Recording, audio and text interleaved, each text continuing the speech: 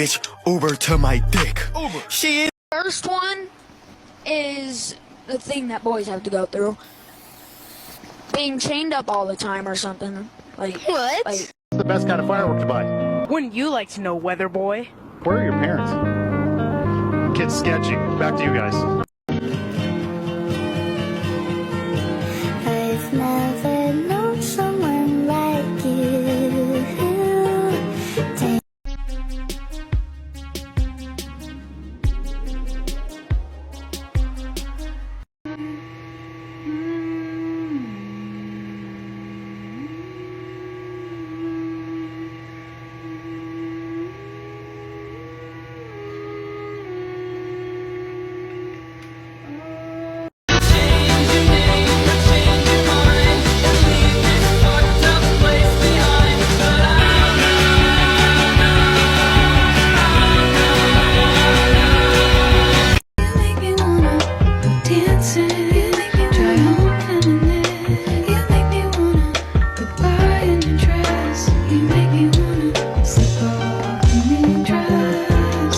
Of me lasering my face to combat my gender dysphoria. If you're new here, I've been transitioning for almost 4 years. I've been through clinical laser and electrolysis in the past, and yet my face still looks like this. So I bought my own laser because at this point, I'll try anything. Last time I used this, it really wasn't too painful, so I'm just gonna turn this baby up to the highest setting and start zapping. It's one thing to say that, and then you're holding a literal laser to your face, and I still get so nervous.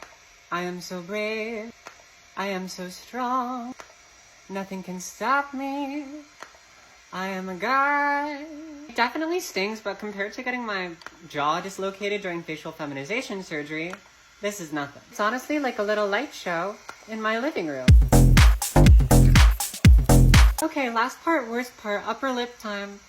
Oh yeah! And just like that, we're done. For those of you curious about getting electrolysis or laser and what they feel like, the best way I could describe it is laser feels like someone is flicking you with a rubber band around your face, and electrolysis feels like a bee sting going into each individual hair follicle on your face. Obviously, neither of them are exactly pleasant sensations. Laser is a lot faster, but the results are not as permanent, and electrolysis takes, and I cannot emphasize this enough, a lot longer, but the results will be a lot more permanent. So if you're pursuing hair removal, do your research, and I would highly recommend going to professional clinics before pursuing at-home methods. That said, I will continue to keep you guys updated on this. I haven't really noticed much of a difference after one session, but it says it takes about 8 weeks worth of sessions for the difference to really set in. I hope you're taking care of yourselves, and I'll talk to you soon. Bye!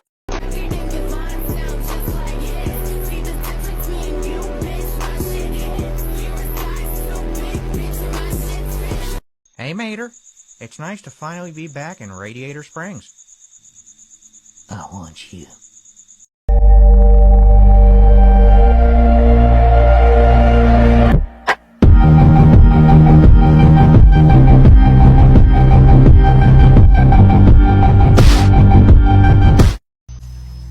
You look lonely.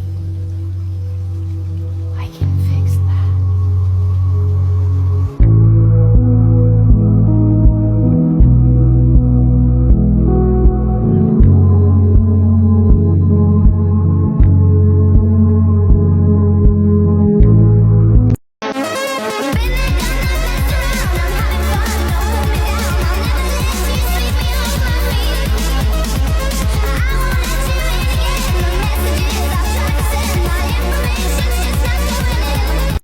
More ways you can feminize if you can't come out. Accessorize as much as you're legally allowed to. Shaving your legs.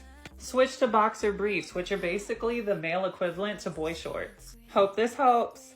Beer and wine drinker, but once I start, it's hard for me to stop sometimes. You're an alcoholic.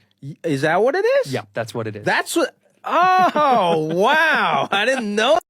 I just wanted to thank you for being such a great ally. Ally? To the LGBTQ+ community. Thank you so much for all your efforts and for constantly learning and working on yourself. I'm meeting my past selves. 20-year-old self. You're me? What happened? 13-year-old self. No, no, no, no, no! This isn't what God had planned for your life. 5-year-old self. I'm gonna be pretty.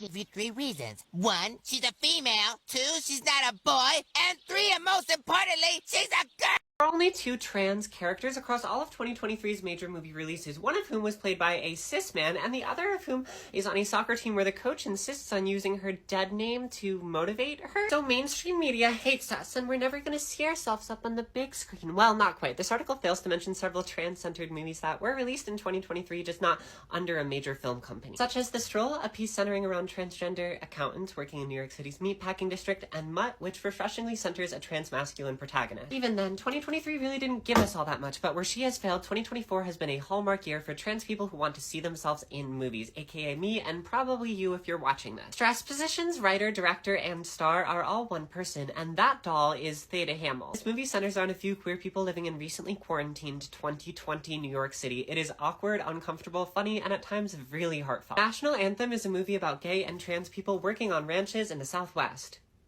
That's kind of it. But that's all it needs to be. While the writing and plot can be a little simple, at times this is one of the prettiest pieces of film I have ever looked at. I was sober when I watched this movie, but I would go back and watch it inebriated because I think the vibe of this film is just to sit back and go, wow, I love watching gay people ride horses. Which brings me to my favorite trans movie of the year, this silly little masterpiece. I Saw the TV Glow is a subtle psychological thriller with just a touch of science fiction, and it will either be the most devastating movie you've ever seen, or you just won't understand it. It was written and directed by doll Jane Schoenbrunn. It features amazing performances by Justice Smith and Bridget Lundy Payne. Lindsay Jordan of Snail Mail is there, and Phoebe Bridgers even shows up. What's not to love? Those are just 3 of several trans-centered movies that are slated to or have come out already this year, such as Will and Harper, La Belle de Gaza, Crossing, and Desire Line. Now, is 10 to 15 movies that feature transness in them a great number? No, we obviously deserve to have our stories featured in so much more mainstream media, but that doesn't mean the media that we're being featured in right now isn't already really good. It's America, Lois. Men have always run things, and there have never been any problems whatsoever.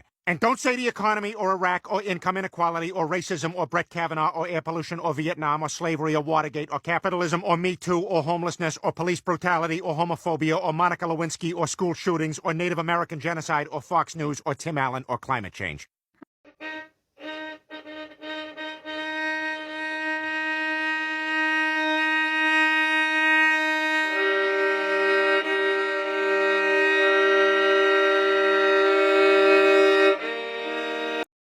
If trans women are not real women because we don't understand the struggles of being a real woman, then why do I refuse to leave my hotel room if I can hear men outside, in the fear that they will take note of my hotel room number and come and harass me?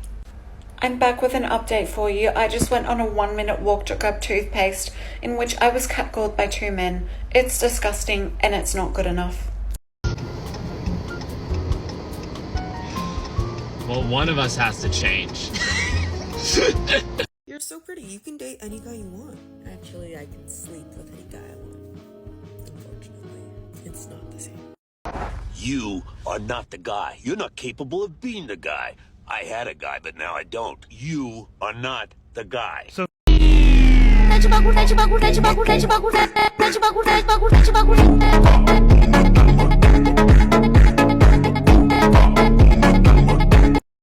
to be different. I just want to go out and have friends and be like other girls my age. You'll never be like them. You need to get used to that. It's all her fault. First out everything.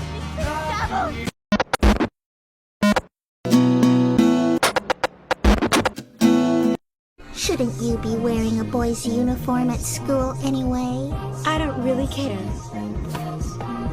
Anyway, the girl's uniform is much cuter, isn't it? And besides, gender's got nothing to do with me. Pleased to meet you. Huh? Yes. Count me in! But why not? Hi, ma'am. I'm Gibby. She doesn't speak English. I'm still Gibby. And grow together, let's let our love unfurl. You know you want me, baby. You know I want you too. They call me Superman. I'm here to rescue you.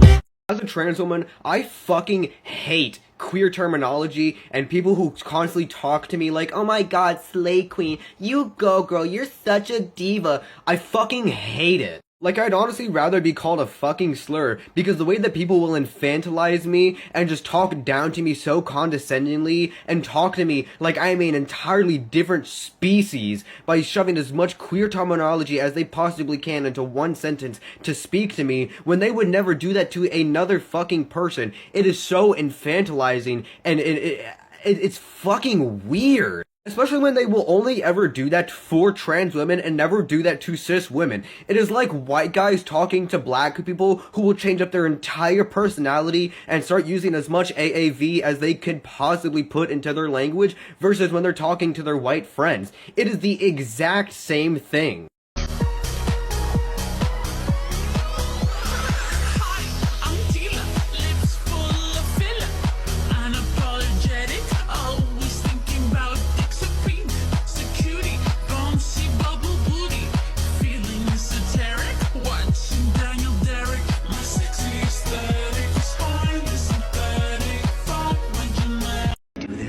No need to ask. Just tell me what to do and I'll do it. I don't care what it is, because I do anything for you. Character had suddenly changed into a girl, while still having the color palette of a boy. This won't go away no matter what I do, and I have no idea why this occurred.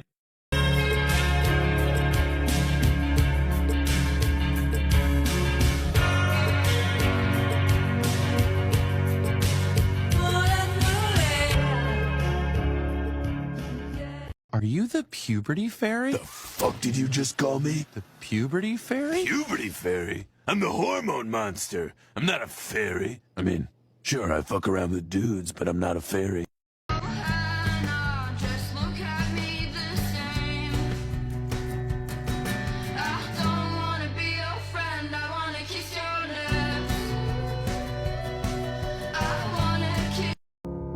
Don't have to write me a letter, 'cause I'll always be right.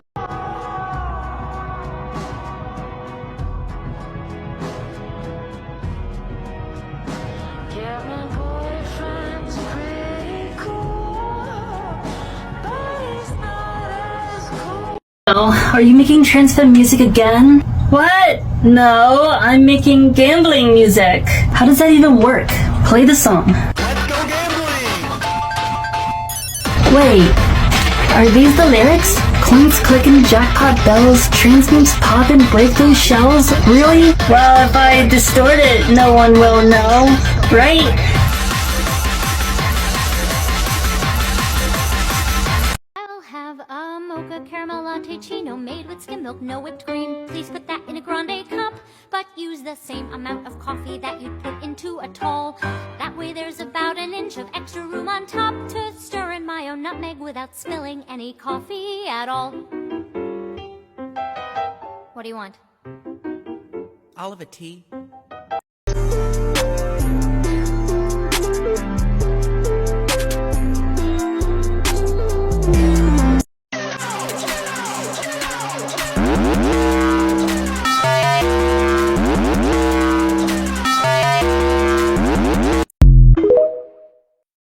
Let's talk about social media. This is my page.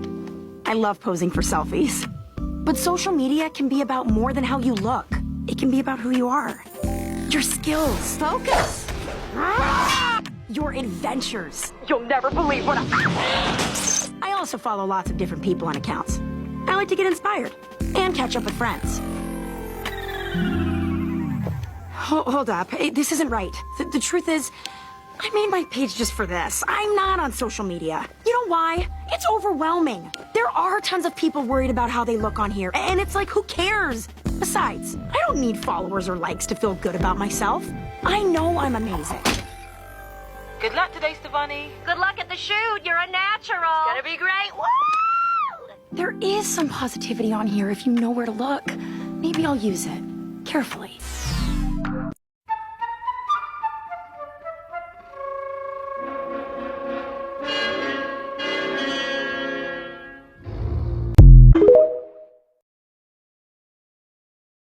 What's it like having your brother become your sister? I don't know, the same, except my stuff's more missing. No, it has to be like inspiring to other trans people. You have to say like sweet things, nice things. You're a lot happier, you're nicer, but my makeup's missing. No, you said the same things as before, and plus I always used to take your clothes and makeup, just now I actually tell you. You mean that's why my stuff was missing when I was younger? We can just try this again tomorrow. Okay. No! Don't look, please! Oh, no! She's beautiful. She can't see that anymore. All she sees are the flaws.